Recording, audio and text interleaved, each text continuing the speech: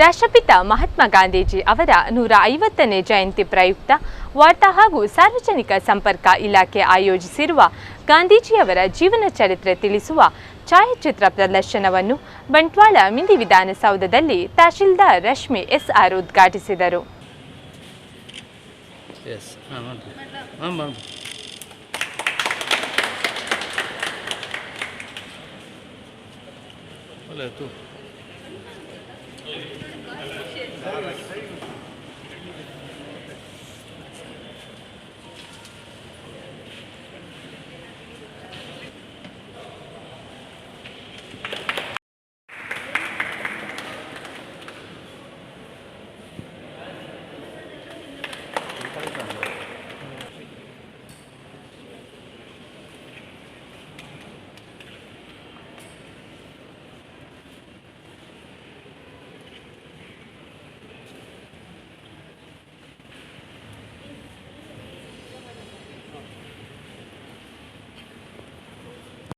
ಈ ಸಂದರ್ಭದಲ್ಲಿ ಮಾತನಾಡಿದ ತಹಶೀಲ್ದಾರ್ ರಶ್ಮಿ ಎಸ್.ಆರ್. ಗಾಂಧೀಜಿ ಜೀವನದ ಕುರಿತು ಪಠ್ಯಗಳಲ್ಲಿ ನಾವು ಓದಿದ್ದೇವೆ.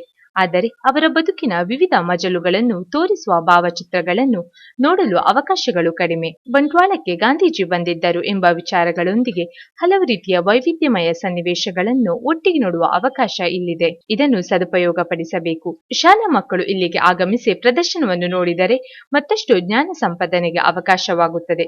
ಗಾಂಧೀಜಿಯ ಸಂದೇಶಗಳ ಪಾಲನೆಯೂ ಮುಖ್ಯವಾಗಿದೆ ಎಂದು ಹೇಳಿದರು.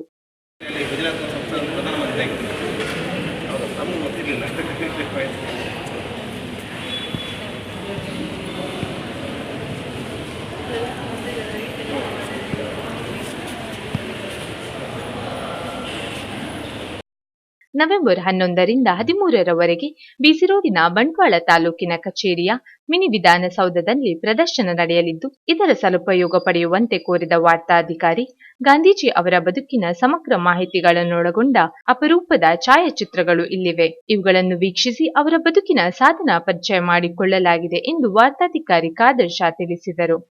ಈ ಸಂದರ್ಭದಲ್ಲಿ ಜಿಲ್ಲಾ ವಾರ್ತಾಧಿಕಾರಿ ಬಿ.ಎ. ಖಾದರ್ ಶಾ, ಬಂಟ್ವಾಳ ತಾಲೂಕಿನ ಕಾರ್ಯನಿರತ ಪತ್ರಕರ್ತರ ಸಂಘದ ಅಧ್ಯಕ್ಷ ಹರೀಶ್ ಮಾವಂಡಿ, ಉಪ ತಹಶೀಲ್ದಾರ ರೂಪೇಶ್ ಕುಮಾರ್, ರಾಜೇಶ್ ನಾಯಕ್, ಪ್ರಥಮ ದರ್ಜೆಯ ಸಹಾಯಕ ಪ್ರಸನ್ನ ಪಕ್ಕಳ ಮತ್ತಿತರರು ಉಪಸ್ಥಿತರಿದ್ದರು.